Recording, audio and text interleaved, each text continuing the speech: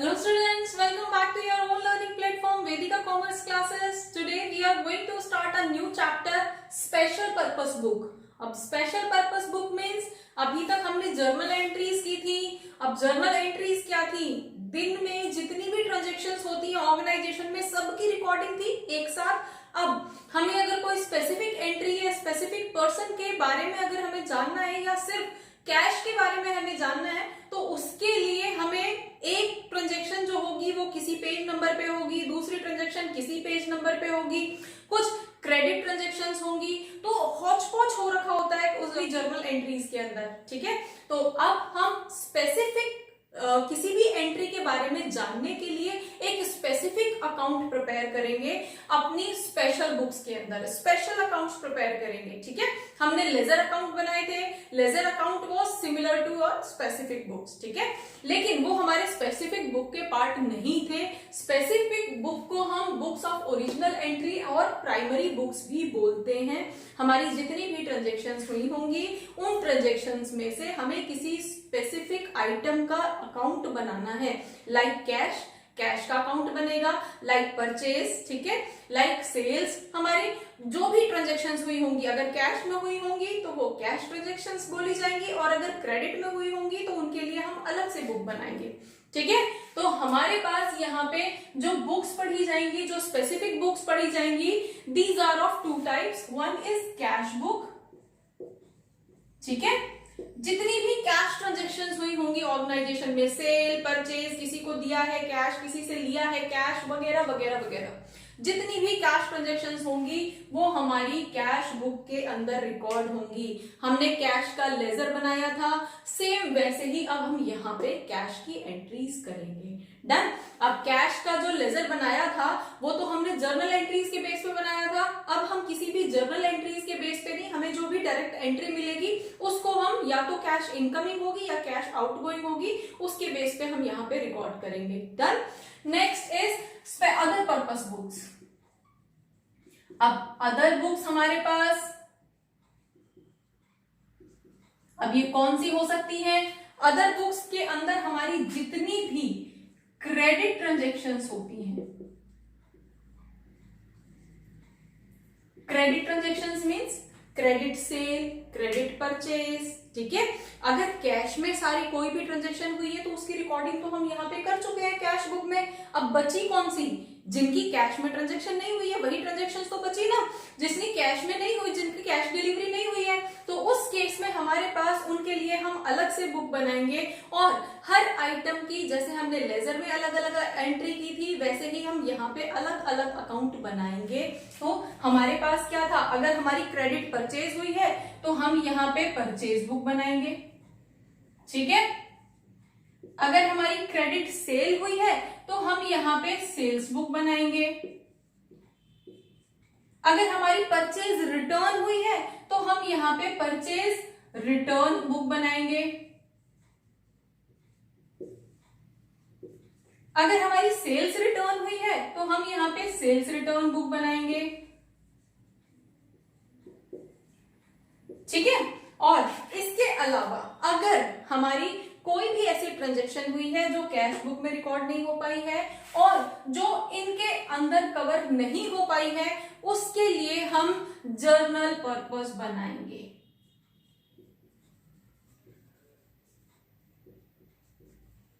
Journal purpose हम यहाँ पे प्रिपेयर करेंगे. ठीक है, अब जर्नल पर्पस बुक, जिसको हम जर्नल प्रॉपर भी बोलते हैं, जर्नल प्रॉपर. ठीक है, अब इसको समझने के लिए हम एक न्यूमेरिकल करके देखते हैं. कैश बुक हमारी टू टाइप्स की होंगी. Two types he means single column cash book and multiple column cash book. आपके सिलेबस में अभी मल्टी कॉलम कैश बुक नहीं है. आपको मल्टी कॉलम अपने ग्रेजुएशन में मिलेगी. अभी आपको सिर्फ सिंगल कॉलम और डबल कॉलम कैश बुक यहाँ पे प्रिपेयर करनी है. ठीक है, तो अभी हम जो फर्स्ट एग्जाम्पल लेंगे that is of single column cash book. Fine, तो हम यहाँ पे single column cash book prepare करेंगे और जो क्वेश्चन हम करने जा रहे हैं वो क्वेश्चन आपकी स्क्रीन पे फ्लैश हो रहा है.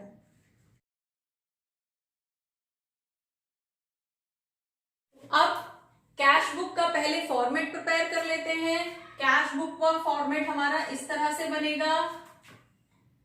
हम सिंगल कैश बुक बना रहे हैं इसलिए सिंगल कॉलम बनाएंगे कैश का। ये हमारी लेजर फोलियो, जर्नल फोलियो का पेज नंबर होगा। देन ये हमारा डेट कॉलम होगा।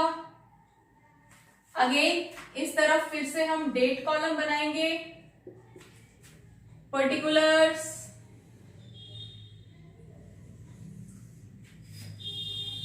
Ledger folio and the amount.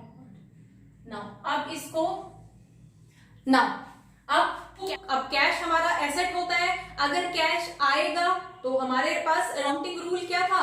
Accounting rule was debit what comes in, credit what goes out. Real है ना, तो रियल अकाउंट के लिए अगर कैश आएगा तो वो हमारा डेबिट होगा और यहाँ पे हम डेबिट के अंदर उसको मेंशन करेंगे। यहाँ पे हम डेबिट के अंदर जितनी भी एंट्रीज करेंगे वो 2 से करेंगे और यहाँ पे क्रेडिट मींस जो जाएगा वो क्रेडिट होगा, तो क्रेडिट के लिए हम सारी एंट्रीज बाय के साथ करेंगे। ठीक है, अब यहाँ पे हमारा फर्स्ट ट्रांजेक्शन है mister Suresh commenced business with cash 80,000। अब मिस्टर सुरेश ऑर्गेनाइजेशन के अंदर कैश लेकर आए हैं, तो ऑर्गेनाइजेशन के अंदर कैपिटल के नाम पे कैश आया है और आया है तो हम एंट्री किस साइड करेंगे? Debit side.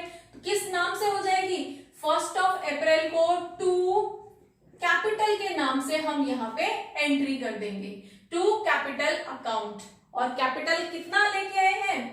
Mister Suresh 80,000 rupees business start करने के लिए लेकर आए हैं। डन। नेक्स्ट इज 3 अप्रैल को। अब यहाँ पे जो हमारी डेट दी गई है वो अप्रैल दी गई है, तो हम अप्रैल ऊपर लिख लेते हैं, नीचे सीधे डेट डालते चलेंगे। ठीक है, अब 3 अप्रैल को उन्होंने गुड्स परचेज की है फॉर ₹50,000। अब परचेज की है तो कैश गया है और गया है तो हम एंट्री किस साइड करेंगे? Credit side. डन। तो हमारी 3 अप्रैल को बाय परचेज करके हम यहाँ पे एंट्री कर देंगे। बाय परचेज अकाउंट, कितना परचेज की वजह से कैश गया है? 50,000 रुपीज हमारा यहां से आउटफ्लो हुआ है। Next is sold goods for cash ₹40,000 means 40,000 की उन्होंने सेल की है अप्रैल। अब सेल की है तो कैश आया होगा, तो हमारी एंट्री क्या होगी? 5 अप्रैल को टू सेल्स अकाउंट। अब सेल्स के नाम पे उनके पास कैश आया है 40,000 का, हम यहाँ पे सिंपल एंट्री कर देंगे। यहाँ हमें कोई नरेशन नहीं लिखनी है, हमें सिंपल इतनी रिकॉर्डिंग करनी है कि कैश आया है तो 2 में लिखते चले जाएंगे और कैश अगर गया है, खर्च हुआ है, तो बाय में मेंशन करते चले जाएंगे। Done. Third next is on 6 April received cash from mister Manohar. Manohar से कैश आया है 3600, तो to Manohar, to mister Manohar whatever, और नाम के साथ तो हम अकाउंट लगाएंगे नहीं। कितना कैश आया है? 3600 रुपीज मिस्टर मनोहर से रिसीव हुए हैं।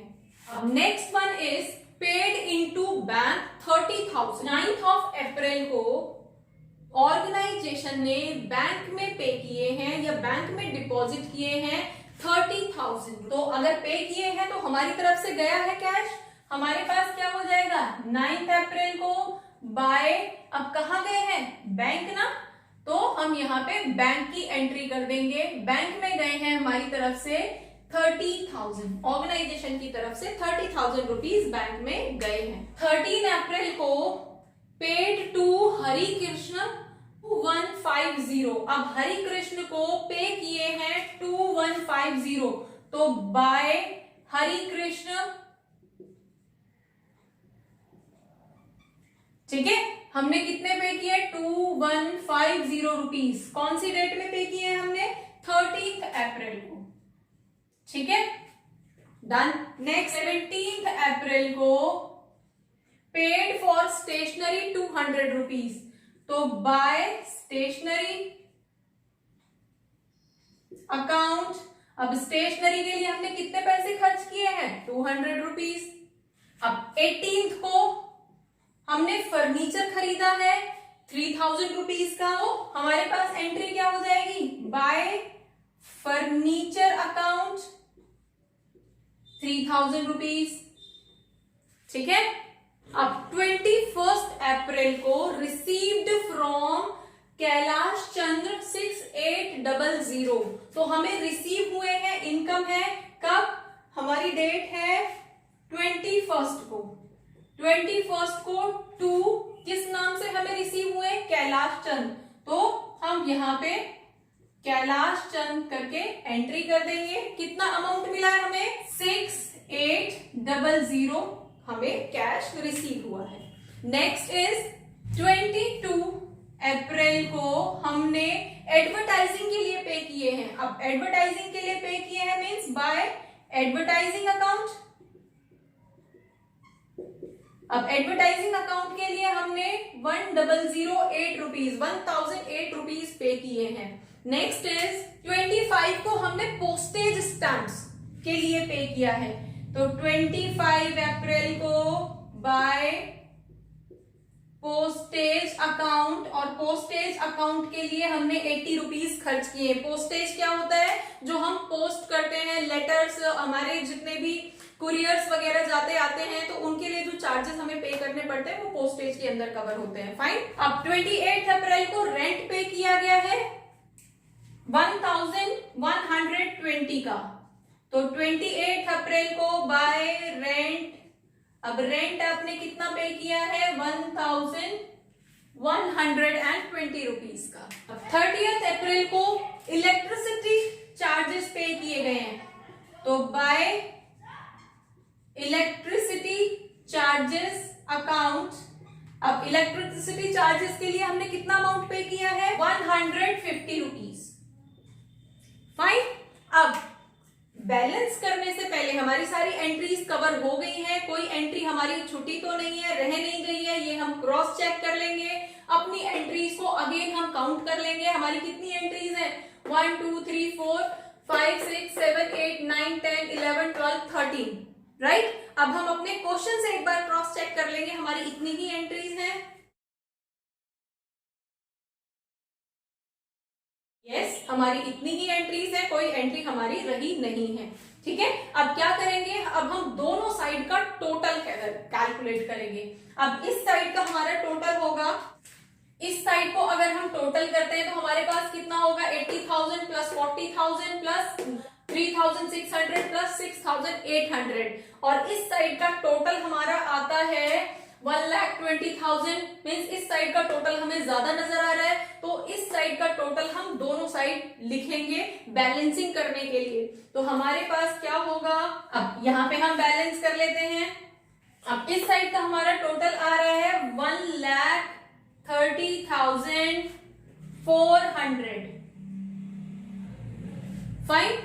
और इस साइड का, अब इस साइड का टोटल करेंगे, इस साइड का टोटल हमारा कितना आता है, 50,000 plus 30,000 plus 2,150 plus 200 plus 3,000 plus 1,008 plus 80,000 plus 1,120 and 150 को अगर हम प्लस करेंगे तो हमारे पास टोटल आता है 87,708। अब ये अमाउंट हमारे पास आता है, ठीक है। अब इस साइड का टोटल ज्यादा था, इसलिए इस टोटल को हम दोनों साइड मेंशन करेंगे 1,30,400। सेम वैसे ही जैसे हम लेजर को टोटल करते हुए आए थे, लेजर को बैलेंस करते हुए आए थे, सेम वैसे ही हमें यहाँ पे बैलेंस करना है, ठीक है। अब यहाँ पे बैलेंस करने के लिए क्या करेंगे, इस अमाउंट में से, इस टोटल में से 1,30,400 में से जो हमारी इस साइड का टोटल आया है, कितना आया था, 87,708, ठीक है। इसको जब माइनस करेंगे तो हमारे पास यहाँ पे 30 अप्रैल जो भी हमारा ईयर है, बैलेंस कितना बचेगा, तो हम यहाँ पे लिखेंगे बैलेंस बाय बैलेंस CD। यहाँ पे हम हमेशा कैरीड डाउन लिखते हैं। कैरीड डाउन मीन्स इस बैलेंस को हम आगे कैरी करके लेके जाएंगे, ठीक है, इसलिए हम यहाँ पे कैरी डाउन लिखते हैं। और यहाँ पे हमारे पास कितना आ जाएगा, जब 1,30,400 में से हम इस अमाउंट को माइनस करेंगे तो हमारे पास बैलेंस आएगा 4269 42,692 रुपीज का हमारे पास बैलेंस बचेगा। क्लियर? अब इसी बैलेंस को हम नेक्स्ट, अब अप्रैल के बाद मई स्टार्ट होगा, 1 मई को हम इस अपोजिट साइड ब्रॉट डाउन कर लेंगे। डन? तो ये हमारी कैश बुक होती है। कैश बुक में हम एक तरफ कैश कहां कहां से आया है ये नोट करते हैं, और दूसरी तरफ कहां कहां हमारा कैश खर्च हुआ है ये नोट करते हैं। और याद रखना, यहां पे हम कोई भी क्रेडिट ट्रांजैक्शन नहीं करते हैं। अगर हमने कुछ भी सामान खरीदा है और उसके लिए हमने कैश पे नहीं किया है, इट मींस क्रेडिट परचेज, तो क्रेडिट परचेज की एंट्री हम यहाँ पे कहीं नहीं करेंगे। अगर हमने उस परचेज के लिए कैश पे किया है तभी हम यहाँ पे एंट्री करेंगे। ठीक है? सेम सेल्स पे अप्लाई होता है। अगर मेरी सेल्स हुई है लेकिन मुझे कैश रिसीव नहीं हुआ, तो उस सेल को हम क्रेडिट सेल बोलेंगे, और क्रेडिट सेल की एंट्री हम यहाँ पे नहीं करेंगे। यहाँ पे हम सिर्फ तभी एंट्री करेंगे जब उस सेल के बदले में मुझे कैश मिला होगा। क्लियर? तो ये हमारी सिंगल कॉलम, अभी हम सिर्फ सिंगल कॉलम की बात कर रहे हैं। ठीक है? तो hopefully single column cash book कैसे बनाते हैं ये आपको क्लियर हुआ होगा। For more, follow us on our videos on our channel Vedika Commerce Classes. So keep learning, keep watching. Thank you.